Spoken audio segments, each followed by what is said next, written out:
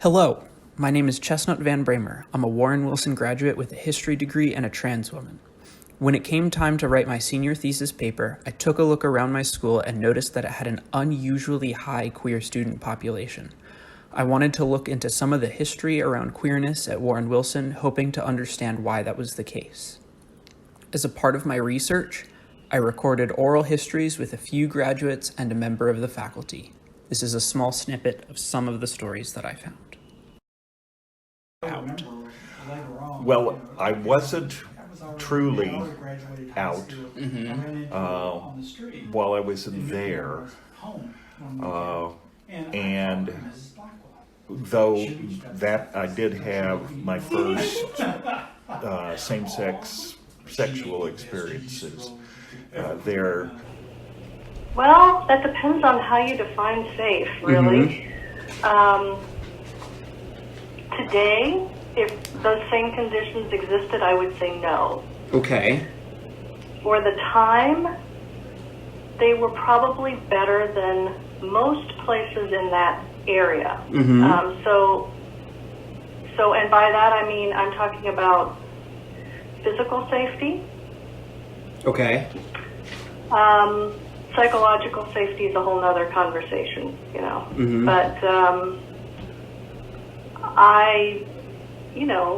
there were incidents. They were not nearly as extreme as, on other campuses and things that we heard about. It was just a lot of an understanding, pretty much like anywhere else in the world at that time, the United States at that time, or the South. You did your best not to be discovered. Now, that's not to say that I had an easy time of it, because I can't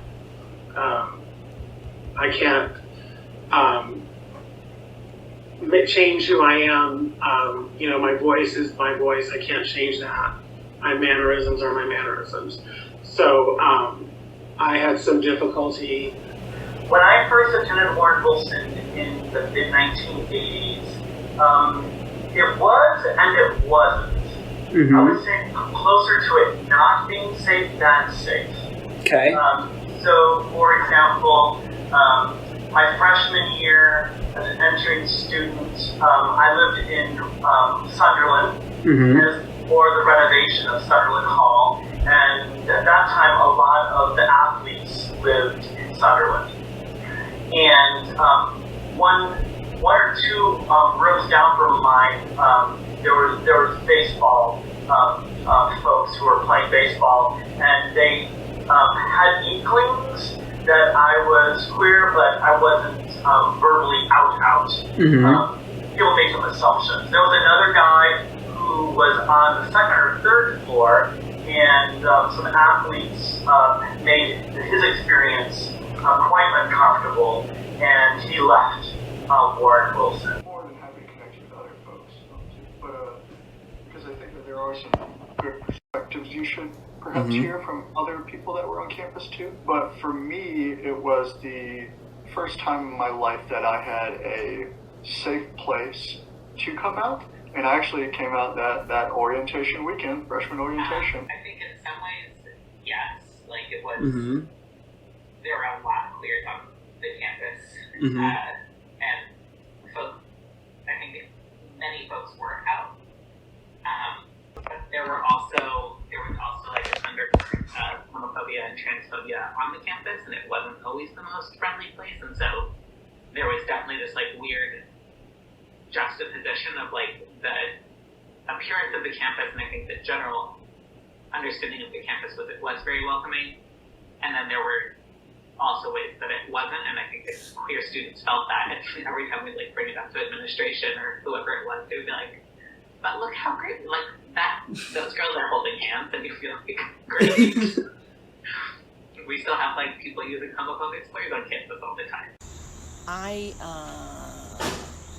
My wife and I were trying to conceive, and it turned out I was pregnant from artificial insemination and didn't know it until I had accepted the job. Like, I accepted the job on Tuesday and found out I was pregnant on Thursday.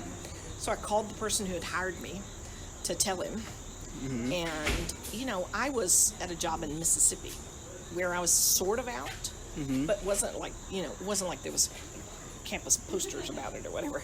Anyway, so I told the person who hired me, and he was awesome and was like, you know, you'll be fine, you'll be welcome here or whatever. Well, then I had a pregnancy scare, and I had to be in bed rest. And so my partner, Donna, and I don't know if you know Donna, she runs the yeah, PE Donna program. Reed? Yeah, that's I my love wife. Donna Reed. Yeah, okay, so that's my wife. So she and good friends had to move us, and I had to stay in Jackson on bed rest. So I wrote to my future boss again and just said, you know, Donna's coming with our friend, they've got all our stuff. And I was still thinking, like, I guess you're totally out at Wilson, but I don't really know how that works. The person that hired me sent an email to the entire campus that said, Paula Garrett's partner, Donna Reed, will be at their house. I mean, I was like, out, you know? Yeah. And was that okay with you?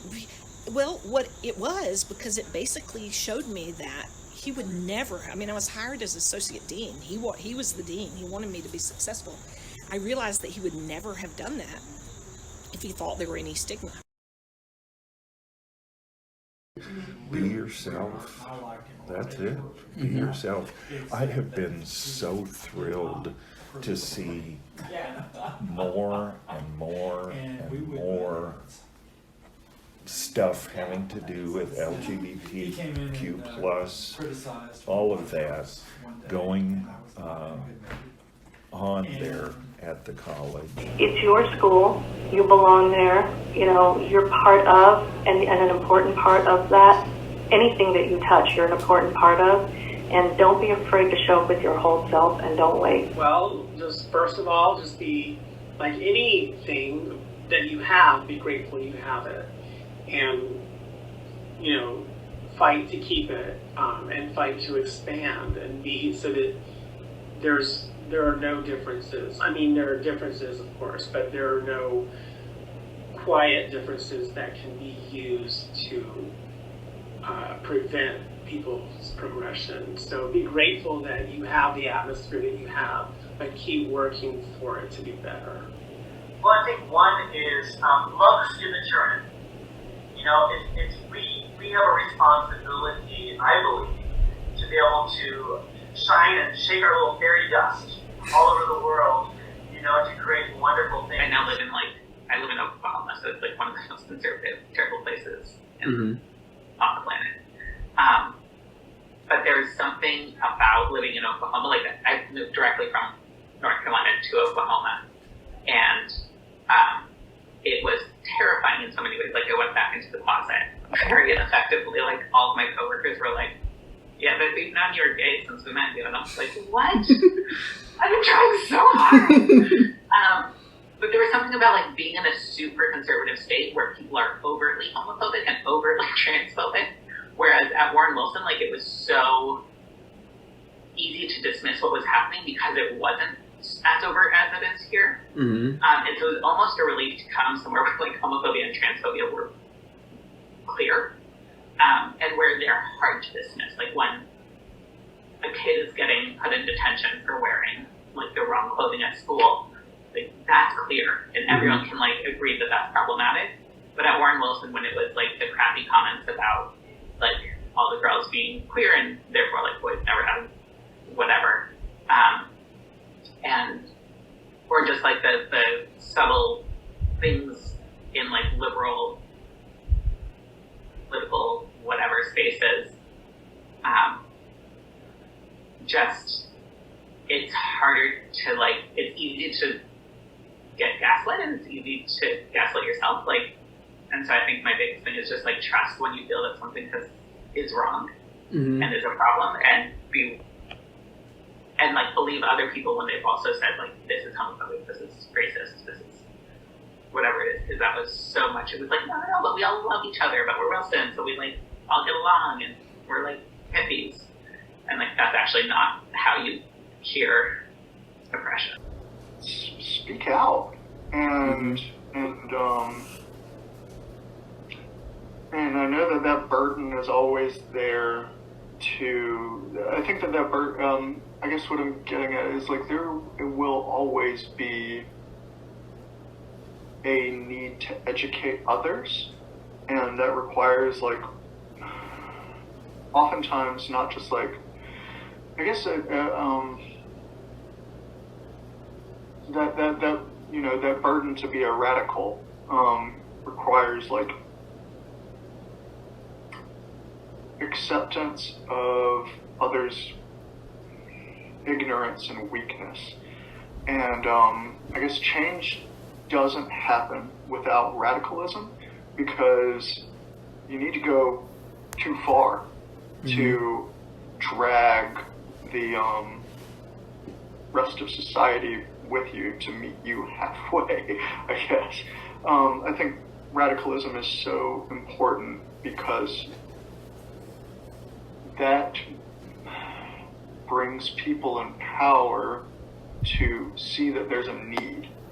And then by going too far, then you need to like come back to the middle and have that Our dialogue. love of the land is a really traditional value. Really traditional value. Our ways of managing money are a friend of mine communicated. like when I came here, there were tighter restrictions on who could spend what than I'd ever seen, right? So there's some things about this school that are kind of wildly traditional and conservative. So the words conservative and liberal don't make sense on this campus to me. It's way more about just some fundamental values. And so the fundamental value of the sacredness and worth of the land, but also the fundamental value about the sacred worth of all human beings. Feels like it's It's a radical combination. it is.